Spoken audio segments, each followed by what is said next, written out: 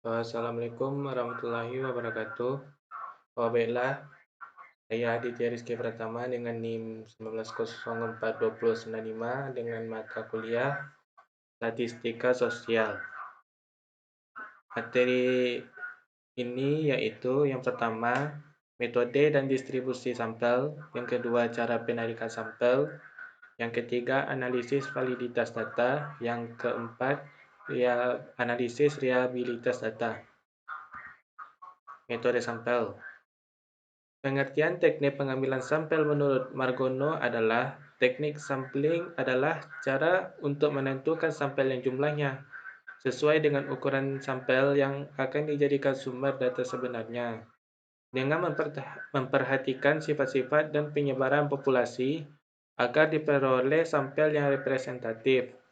Jenis metode sampel ini ada dua, yaitu yang pertama, probability sampling yang terdiri dari simple random sampling, proportionate stratified random sampling, disproportionate stratified random sampling, dan cluster sampling.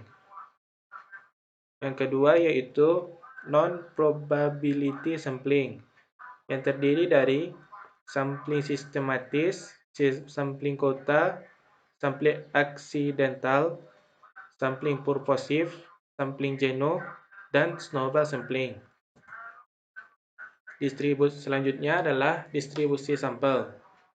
Distribusi sampling adalah distribusi peluang teoritis dari ukuran-ukuran statistik.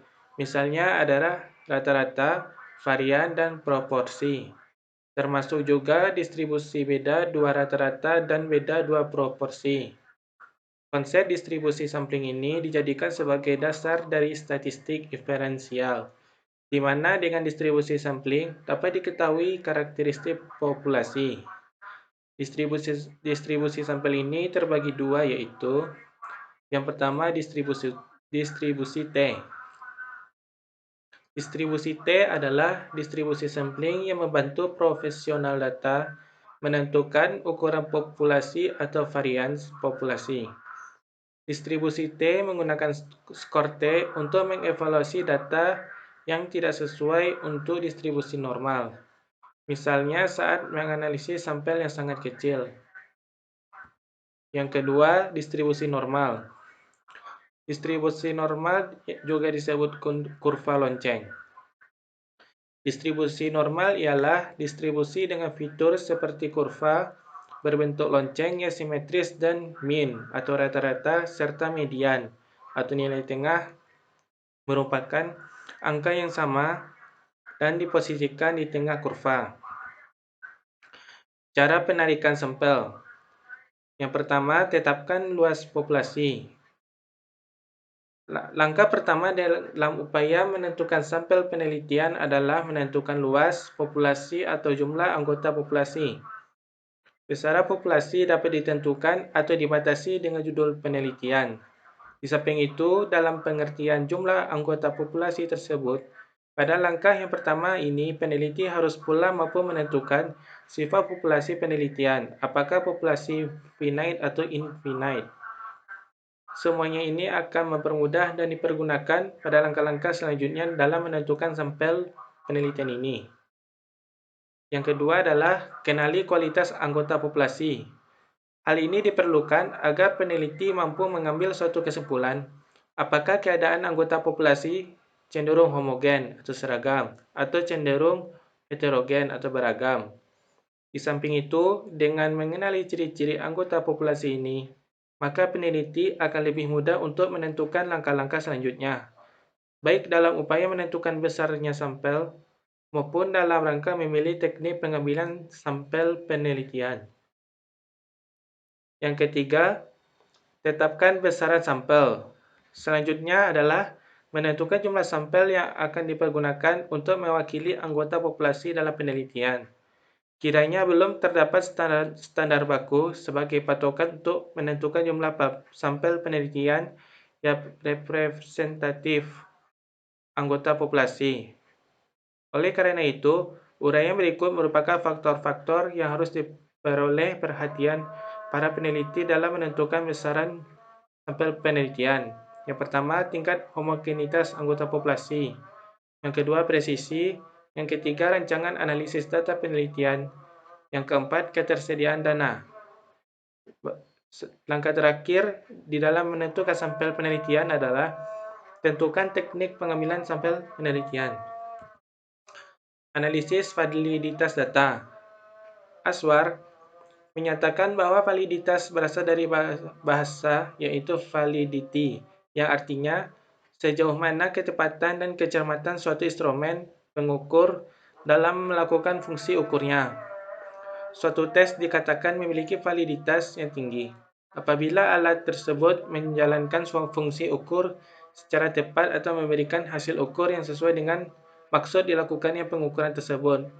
Artinya, hasil ukur dari pengukuran tersebut merupakan besar yang mencerminkan secara tepat fakta atau keadaan sesungguhnya dari apa yang diukur. Terdapat dua jenis analisis validitas data, yaitu A. Validitas eksternal. Validitas eksternal merupakan validitas yang dilihat berdasarkan hubungan dengan kategori tertentu. Tinggi rendahnya koefisien validitas instrumen tergantung pada hasil perhitungan koefisien korelasi. Selanjutnya, validitas internal. Jali menyatakan bahwa validitas internal termasuk kelompok validitas kriteria yang merupakan validitas yang diukur dengan besar yang menggunakan tes sebagai satu kesatuan, sebagai kriteria. Dengan demikian, validitas internal mempermasalahkan validitas butir dengan menggunakan hasil ukur tes tersebut sebagai suatu kesatuan sebagai kriteria, sehingga biasa juga disebut validitas butir. Analisis reliabilitas data. Reliabilitas adalah ukuran yang menunjukkan sejauh mana hasil pengukuran tetap konsisten jika diukur beberapa kali dengan alat ukur yang sama. Penelitian memerlukan data yang betul-betul valid dan reliable. Dalam rangka urgensi ini, maka kuesioner sebelum digunakan sebagai data penelitian primer terlebih dahulu diuji cobakan ke sampel uji coba penelitian.